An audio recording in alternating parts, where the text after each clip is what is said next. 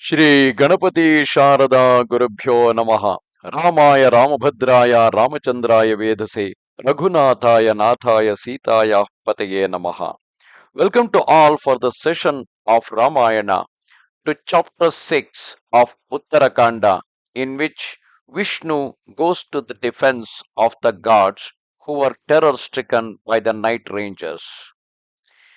Thus afflicted, the gods and rishis, whose treasuries of asceticism, terror stricken, sought refuge with the god of gods, Maheshwara, he who creates and destroys the universe, inner ruler who is unmanifest, the substratum of the worlds, the supreme guru adored by all. And the gods coming to that enemy of Kama, the destroyer of Tripura, addressed him in a voice shaking with fear and said, O Bhagavat, the sons of Sukesha, wrought up with pride on account of the boons they have received from the grandfather of the world, that is Chaturmukha Brahma, those scourges of their enemies are oppressing the children of the Lord of creatures. Our dwellings, which should be our refuge, no longer afford us shelter. Having driven out the gods from heaven, they themselves assume the role of gods. I am Vishnu, I am Rudra, I am Brahma, I am the king of gods, I am Yama, I am Varuna, I am the moon, verily I am the sun. Thus do Mali and Sumali and Malyavan speak.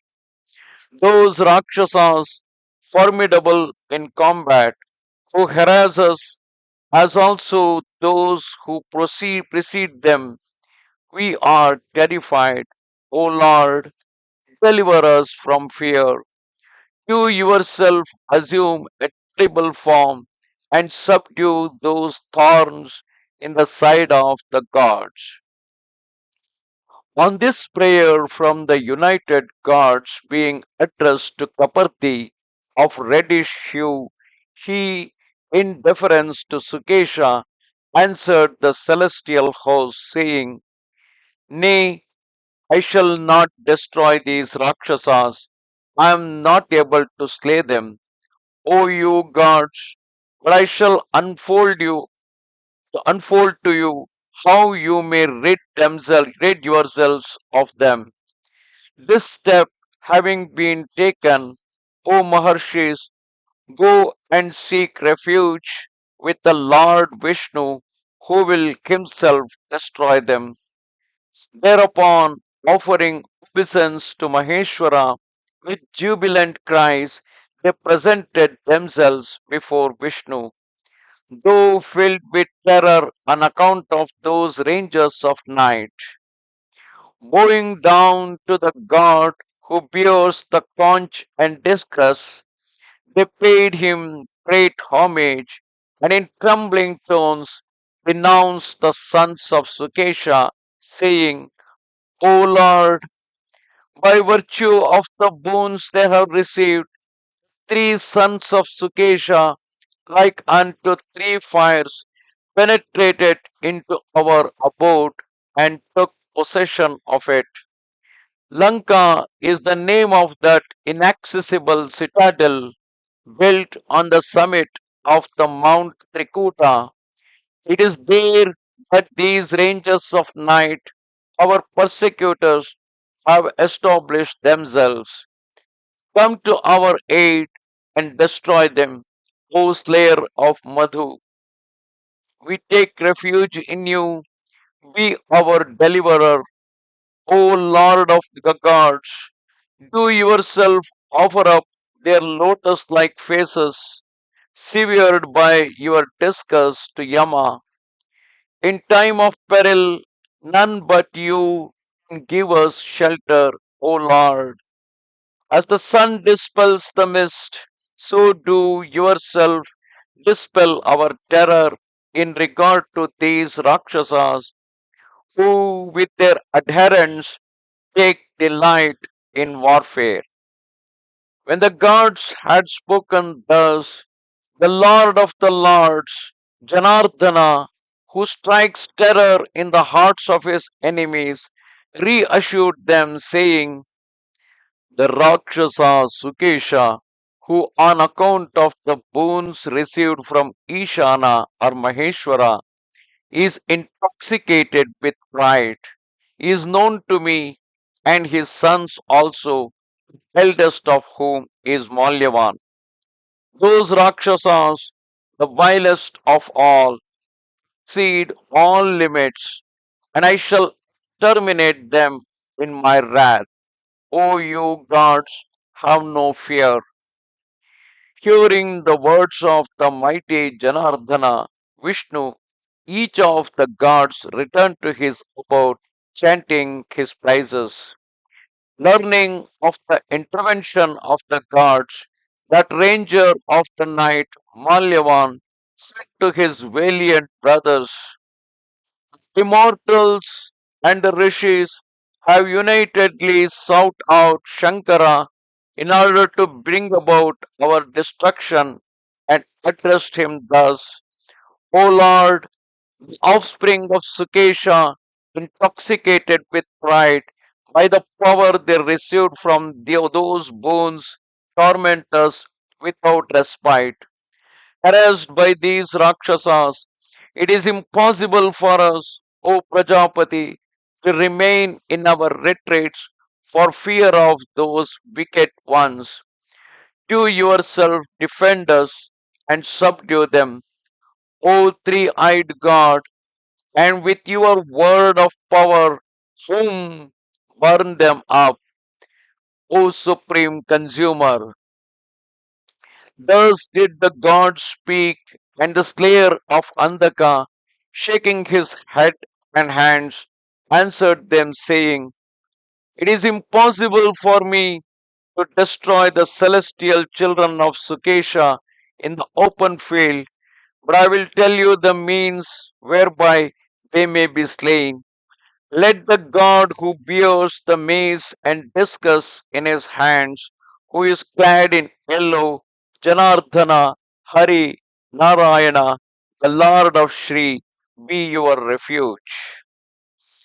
Having received this counsel from Hara and taken leave of that enemy of Kama, gods went to Narayana's abode and related all to him.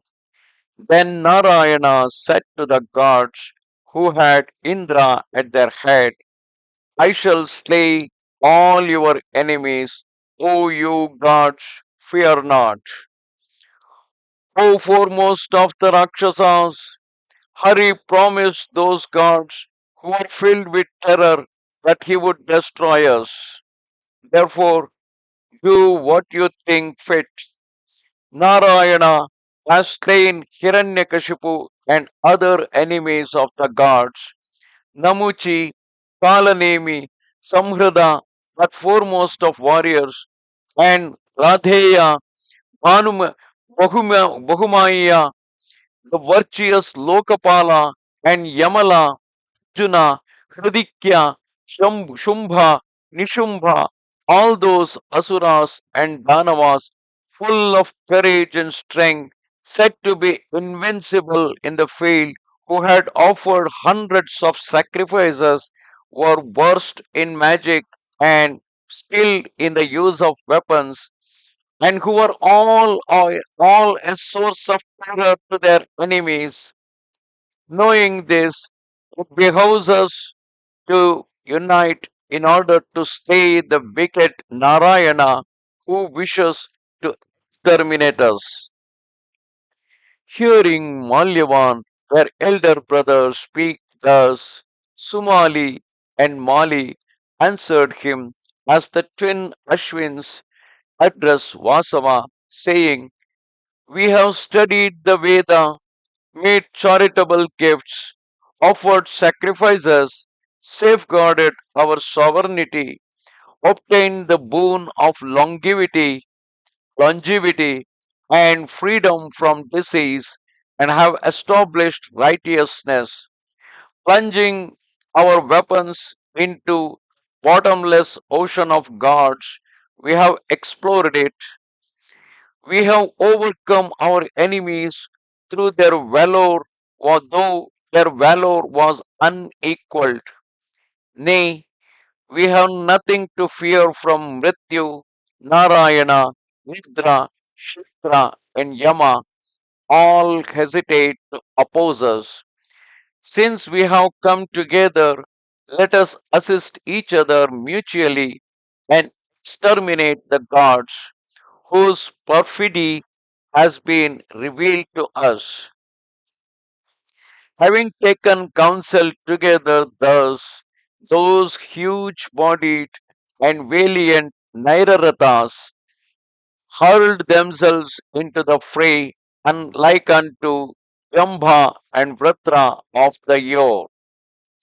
O Rama, thus resolved, summoning up all their strength, they set out to fight mounted on their chariots, elephants, and horses that resembled elephants, mules, bulls, buffalo, porpoises, serpents, whales, turtle, fish, and birds resembling Garuda, also on lions, tigers, boars, deer, and yaks.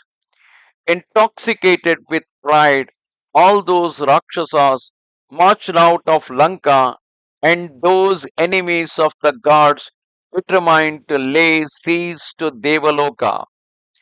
Perceiving the destruction of Lanka to be at hand, all the beings who inhabited it, recognizing the peril in which they stood, become wholly dispirited, while the Rakshasas, borne in marvelous chariots, hastened towards Devaloka in hundreds and thousands, but the gods avoided the path they had taken.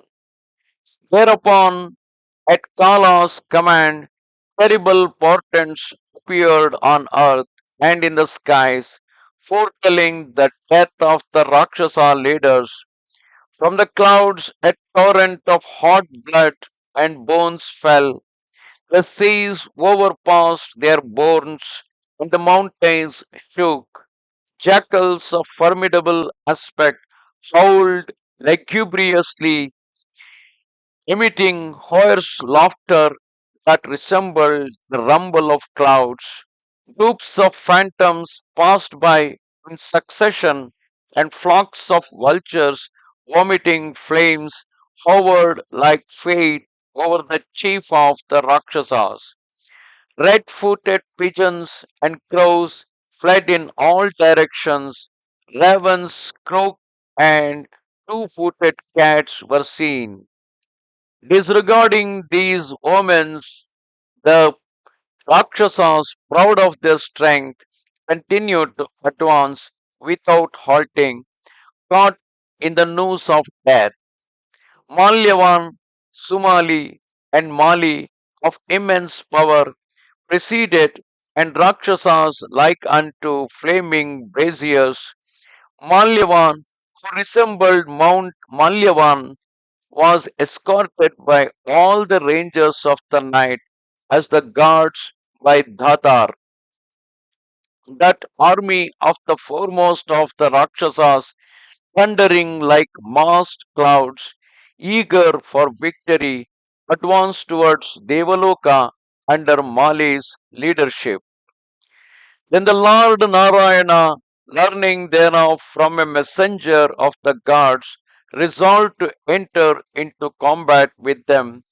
Making ready his arms and quivers, he mounted Vainateya, that is Garuda, and having put on his celestial armor, which shone like thousand suns, he strapped on two dazzling quivers full of arrows, buckling on his stainless sword, that god whose eyes resembled lotuses, furnished with his conch, discus, mace, sword, excellent weapons, and his bow, fully equipped, mounted the son of Vinata, who was as high as a hill, And thereafter the Lord set out in all haste to slay the Rakshasas. On the back of Suparna, the dark-hued Hari, clad in yellow, resembled a cloud transpierced with lightning on the peak of a golden mountain. As he left with his discus, sword, bow, spear, and his conch in his hands, Siddhas, Devarshis, great serpents, Gandharvas, and Yakshas climbed the prizes of the renowned enemy of the Asura host. With a blast of his wings, Suparna struck at the host of the Rakshasas, bringing down their standards and dispersing their weapons so that they reeled like a dark summit of a mountain whose crags are crumbling away. With their excellent shafts, however, soiled with flesh and blood, like unto the fires of doom at the end of the world cycle, which they loosed in thousands, those rangers of night covered and pierced Madhava. Thus come to the end, chapter 6 of Uttara Kanda in Ramayana. Namaste Sharade Devi, Kashmira Puravasini, Twamaham Prarthaye Nityam, Vidya Danancha Dehime. Good